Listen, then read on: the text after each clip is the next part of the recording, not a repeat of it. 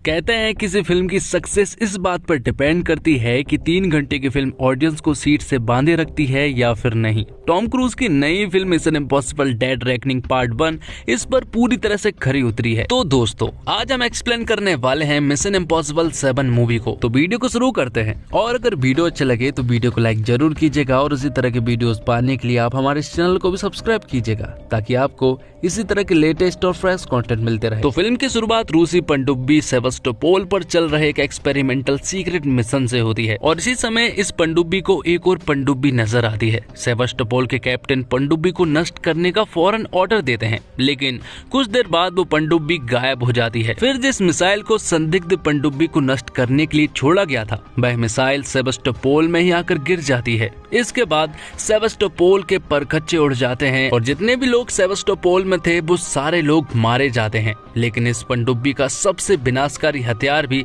समुद्र के तट पर ही आ जाता है। इस हथियार के बारे में हमें ठीक तरह से नहीं बताया गया, लेकिन ये हथियार बहुत ही ज्यादा खतरनाक है। यह हथियार अगर किसी के हाथ लग जाएगा तो वह पूरी दुनिया को तबाह कर सकता है और इस हथियार को 2 चाबियों की मदद से चलाया जा सकता है। जब वो दोनों चाबी एक साथ मिल जाएगी तभी यह हथियार चलाया जा सकता है। जिसके बाद IMF के सीक्रेट सोल्जर ईथन हंट को दिखाया जाता है जो कि अपने पास्ट की मेमोरी को याद कर रहा था जब एक आदमी ने ईथन की माँ को गोली से मार दिया था और जब उस आदमी ने ईथन की माँ को मारा था तब ईथन वहीं पर खड़ा हुआ था। लेकिन तब ईथन बहुत ज्यादा छोटा था, लेकिन अभी भी ईथन को उस आदमी का चेहरा पूरी तरह से याद है। अब आगे हम देखते हैं कि ईथन के पास उसी सेवास्टोपोल के हथियार का मिशन हाथ आता है, लेकिन यहाँ पर ईथन को उस हथियार के बारे में कुछ भी नहीं बताया गया, जबकि उसे ये बताया गया कि उसे एक चाबी ढूंढनी है और ये चाबी दरअसल में एलिस के पास है और एलिस ने इस चाबी को एक कुरियर वाले से छीनी थी और उस कुरियर वाले को उसने वहीं पर मार दिया था। इसलिए एलिस के पीछे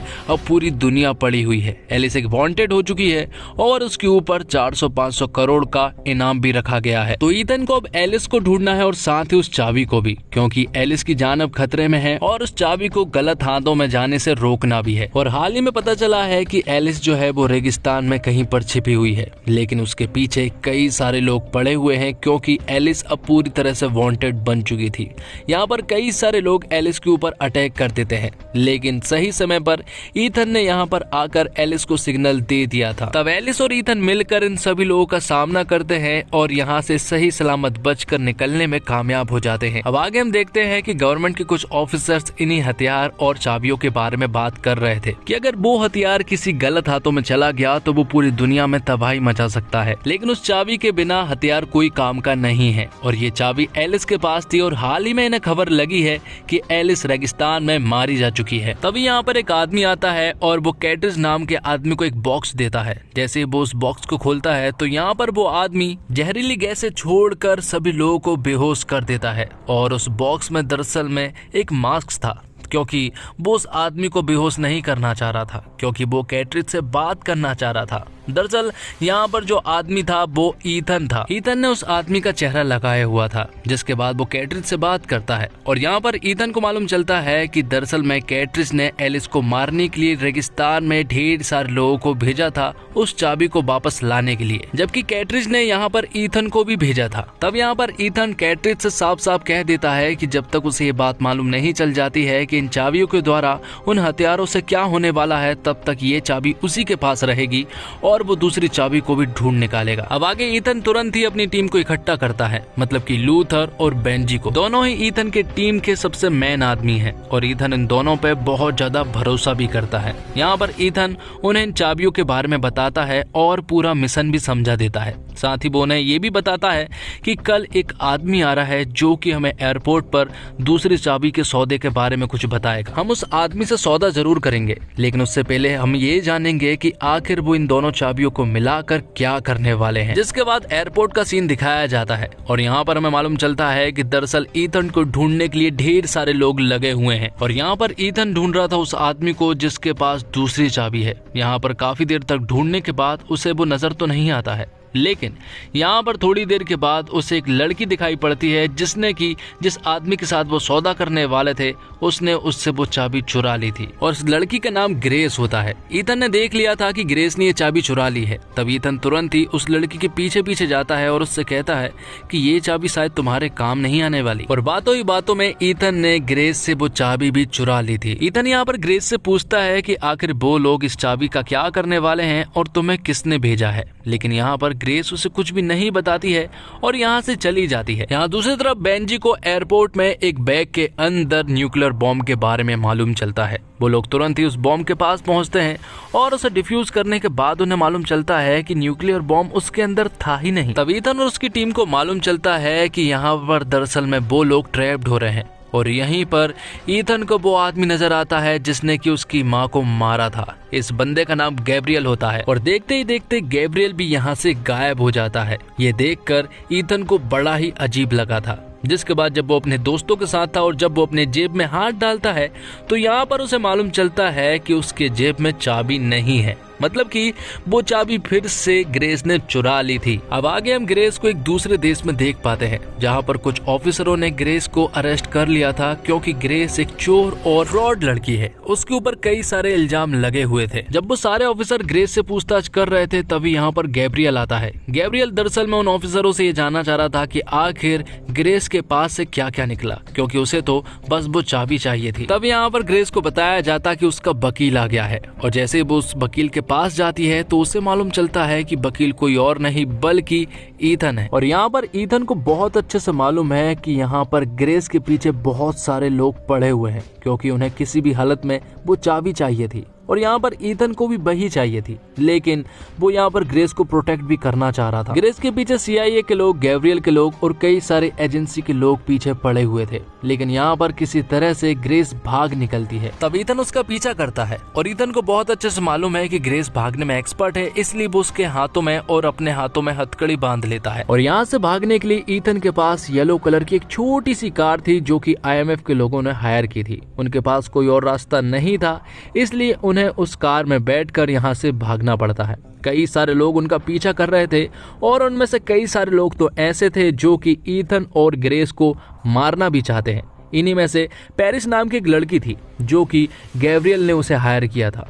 वो उन्हें मारने की कोशिश कर रही थी और इस चाबी को हथियाना चाहती थी, लेकिन यहाँ से किसी तरह से ये लोग भागने में कामयाब तो हो जाते हैं, लेकिन आखिर में यहाँ पर ग्रेस फिर से ईथन को धोखा दे देती है और उसके हाथ से वो चाबी लेकर फरार हो जाती है। लेकिन ग्रेस ने ईथन को बता दिया था कि कल रात 12 बजे वो इस चाबी को एक जगह पर डिलीवर करने वाली है और उस जगह के बारे में ग्रेस ने ईथन को बता दिया था।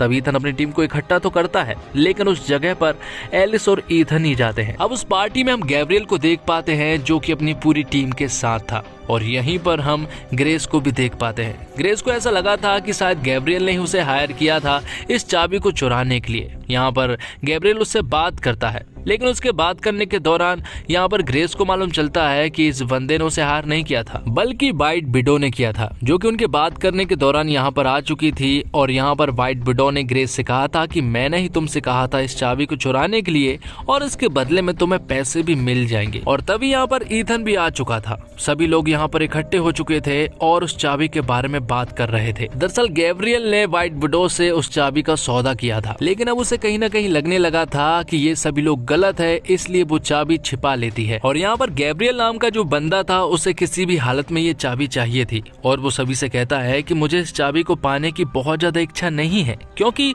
कल ये चाबी मेरे पास अपने आप आ जाएगी, क्योंकि तुम लोगों को मेरे पीछे की ताकत का अंदाजा नहीं है। यहाँ पर वाइट विडो को ये नहीं मालूम है कि उस चाबी से क्या खुलता है, लेकिन गैब्रियल को बहुत अच्छे से मालूम है कि इस चाबी से क्या खुलता है। और इसी के बारे में ईथन जो है वो वाइट विडो को समझाने की कोशिश करता है कि अगर ये चाबी हमने गैब्रियल के हवाले कर दी तो वो इस पूरी दुनिया को मिटाकर रख देगा। यहाँ पर गैब्रियल वाइट विडो से कहता है कि तुम्हें मेरी ताकत का अंदाजा नहीं है और अगर तुम्हें मेरी ताकत आजमाना है तो मैं तुम्हें बता देता हूँ कि आज रात किसी की जान जाएगी और वो या तो ग्रेस की होगी या फिर एलिस की। गैब्रियल कहता है कि ईथन की किस्मत तो उसने लिख दी है, अब तुम तुम्हारी भी लिखवाना चाहती हो तो बात करो। ये सुनने के बाद वाइट विडो कहीं ना कहीं डर जाती है, इसलिए वो गैब्रियल की साइड ही रहती है। लेकिन थोड़ी देर के बाद यहाँ पर फाइट होना शुरू हो जाती है और ग्रेस वो चाबी लेकर फरार हो जाती है। लेकिन अब ईथन को किसी तरह से एलिस और ग्रेस दोनों को ही बचाना था, इसलिए यहाँ पर ईथन ग्रेस के पीछे पीछे भागता है और यहाँ पर बेंजी और लूथर उसे ग्रेस के पास पहुंचाने का रास्ता बता रहे होते हैं। लेकिन थोड़ी देर के बाद उन्हें मालूम चलता है कि गैब्रियल ने उनके डिवाइस को हैक कर लिया है और अब गैब्रियल बेंजी और लूथर की आवाज में ईथन को उस जगह पर पहुंचाता है जहां पर कि गैब्रियल उसे पहुंचाना चाहता है। अब ईथन भागते हुए जब एक पतली सी गली में पहुंचता है तो वहां पर उसका इंतजार पेरिस और एक आदमी कर रहा था और पेरिस बहुत ही ज्यादा खूंखार लड़की है। यहाँ पर ईथन, पेरिस और उस आदमी के बीच में धुआंधार लड़ाई होती है। वो तीनों ही एक दूसरे के ऊपर भारी पड़ रहे थे, लेकिन आखिर में ईथन ने उन दोनों को धूल चटा दी थी। पेरिस तो यहाँ पर ईथन को मारना चाहती थी, लेकिन आखिर में ईथन ने ये जंग जीतने के बाद पेरिस की जान को बख्श दिया था। और यहाँ पर ग्रेस भागते भागते किसी तरह से गैब्रियल के पास पहुंच चुकी थी। गैब्रियल के पास पहुंचने के बाद ग्रेस ने उससे फाइट करने की कोशिश भी की थी, लेकिन ग्रेस उससे फाइट करने में पूरी तरह से नाकामयाब रही थी। लेकिन थोड़ी देर के बाद यहाँ पर एलिस आ जाती है, जिसके हाथ में एक तलवार थी। तलवार निकालने के बाद वो यहाँ पर गैब्रियल से धुआंधार फाइट करना शुरू कर देती है, लेकिन आखिर में गैब्रियल एलिस को जान से मार देता है। और उसने सही कहा था कि आज रात या तो एलिस या तो ग्रेस की जान जाएगी। तो एलिस की जान चली जाती है, जिससे कि बेंजी, लूथर और ईथन बहुत ज्यादा सैड थे, क्योंकि वो उनकी टीम का हिस्सा थी।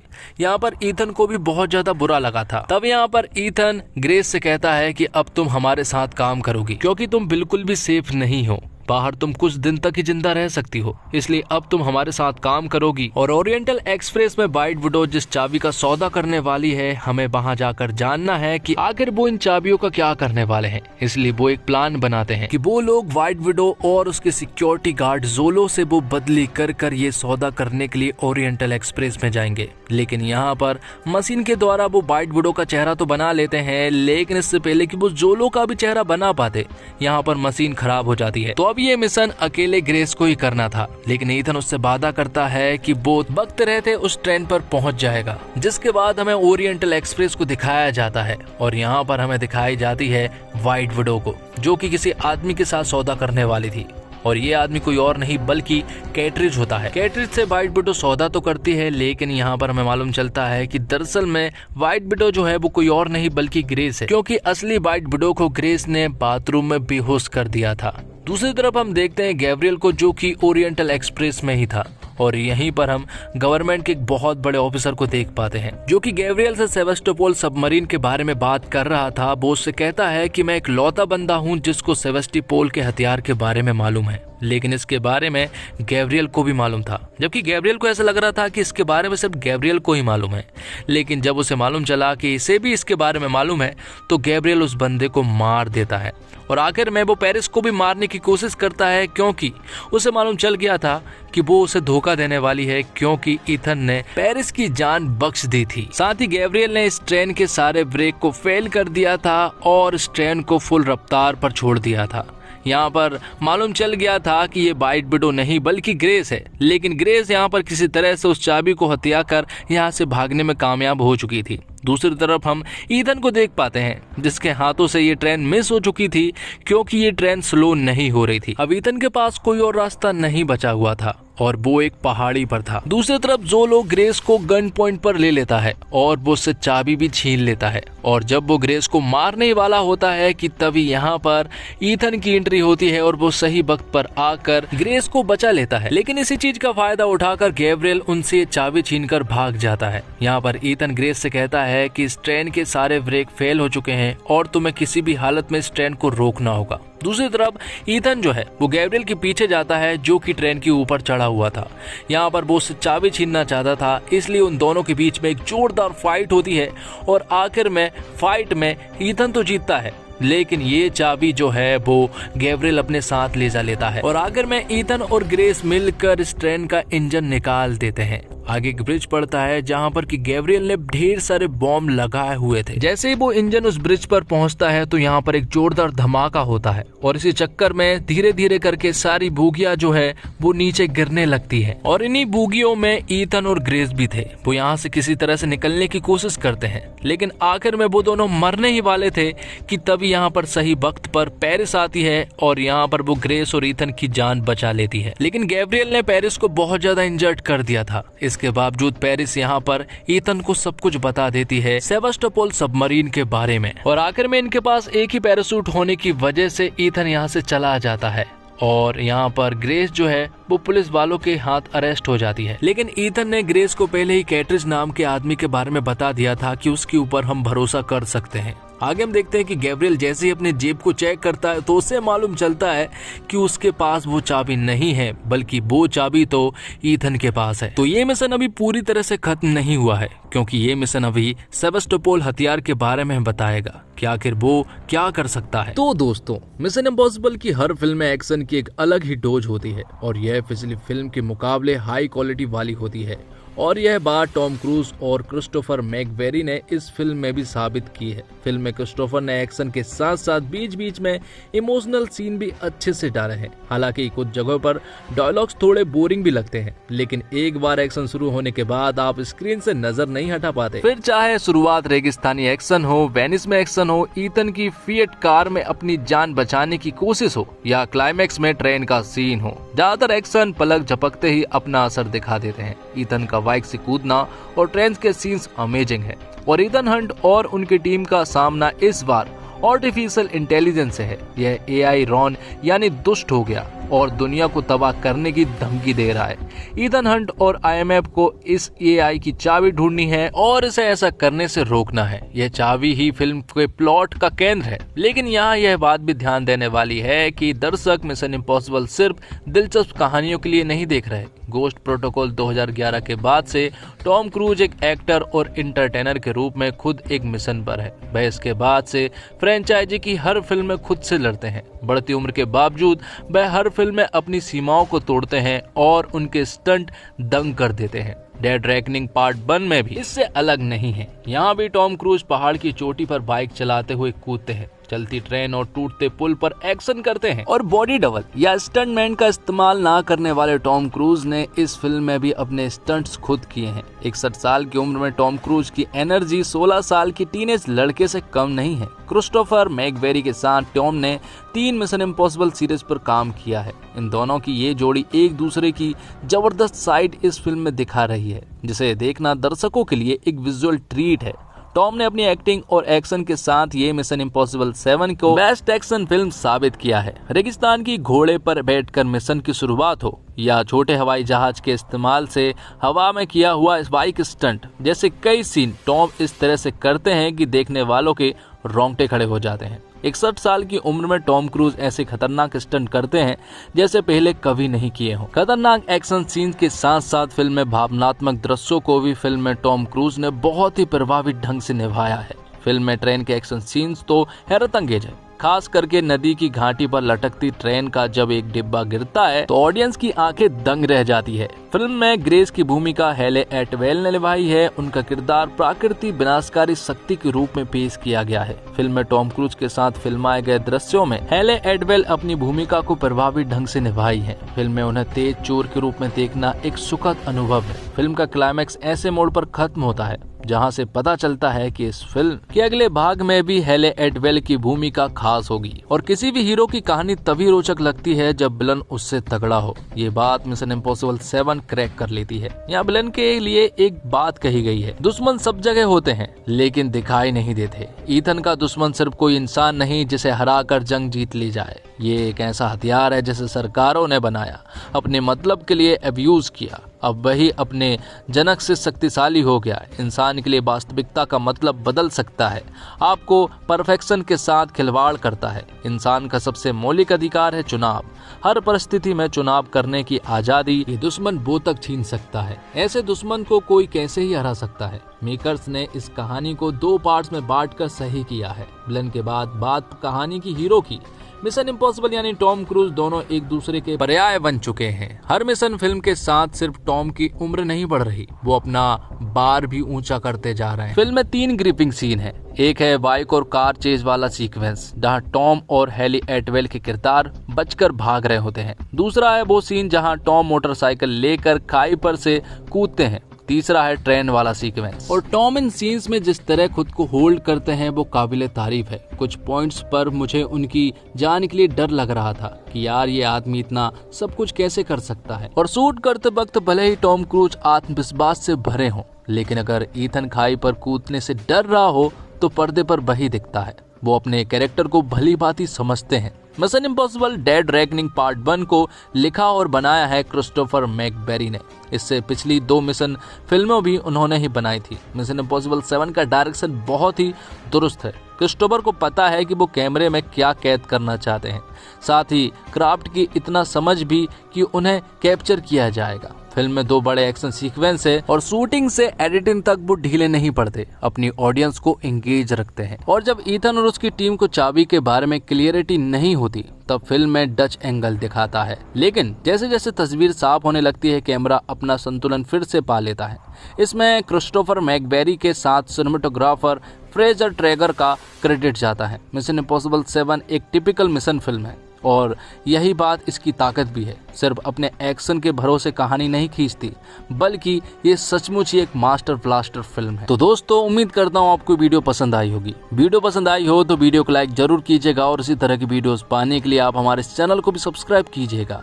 और साथ ही आप हमें कमेंट बॉक्स में जरूर बताइएगा कि आपको मिशन इम्पॉसिबल सीरीज में से सबसे अच्छी फिल्म कौन सी लगी। अगर आप हमें बताएंगे तो हमें बहुत अच्छा लगेगा। साथ ही चैनल को सब्सक्राइब कर लीजिए क्योंकि आगे भी आपको इसी तरह की वीडियोस मिलती रहेगी। धन्यवाद। जय हिंद, जय भारत, जय श्री राम।